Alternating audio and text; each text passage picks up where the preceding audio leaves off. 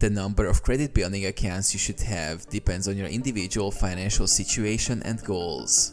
Here are some factors to consider when determining how many credit building accounts you should have. Credit history. If you're just starting to build credit or have a limited credit history, having 1 or 2 credit building accounts can be beneficial. This allows you to establish a positive payment history and diversify your credit profile. Credit score goals. If you're aiming to achieve a specific credit score or improving your existing score, having multiple credit building accounts may help expedite the process. However, it's essential to manage these accounts responsibly to avoid overextending yourself financially. Types of credit. Lenders like to see a mix of credit types on your credit report, including revolving credit and installment loans.